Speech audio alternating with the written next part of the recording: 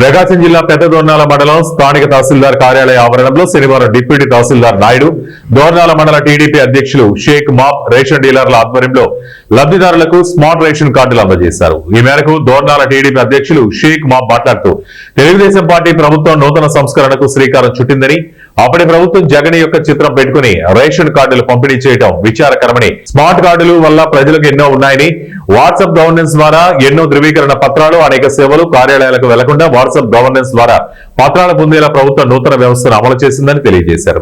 ఈ కార్యక్రమంలో మండల జనసేన పార్టీ అధ్యక్షుడు మురళి, రాష్ట్ర రైతు సంఘం నాయకులు జడి లక్ష్మయ్య, నాయకులు దొడ్డ శేషాద్రి, ఈదర మల్లయ్య, కొప్పుల సుబ్బారెడ్డి, మౌలాలి, మాజీ జెడ్పీటీసీ పిచ్చయ్య, డీలర్లు రేసు నాగేంద్రబాబు తదితరులు పాల్గొన్నారు.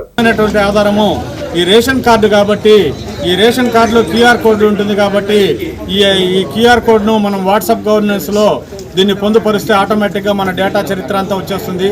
మనం దారిద్ర్య రేఖలో ఉన్నామా, మధ్యతరగతిలో ఉన్నామా, లేదా హై ఇన్కంలో ఉన్నామా అనేది తెలిసిపోతుంది. దాని ద్వారా మనకి ఏ సర్టిఫికేట్ కావాలన్నా సరే నిమిషాల్లో దాంట్లో ప్రత్యక్షం అవుతుంది.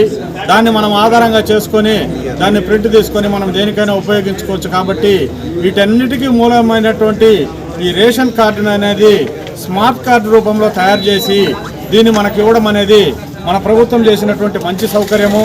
దీన్ని మనం అందరం ఉపయోగించుకొని దీన్ని మన దగ్గర భద్రపరచుకొని దీని ద్వారా మనము రేషన్తో పాటు అనేక ఇతర సౌకర్యాలను కూడా పొందేదానికి అవకాశం కల్పిస్తుంది మన కూటమి ప్రభుత్వం. కాబట్టి దీన్ని మన రాష్ట్రం అంతా ఈరోజు మనము పంపిణీ చేస్తున్నారు.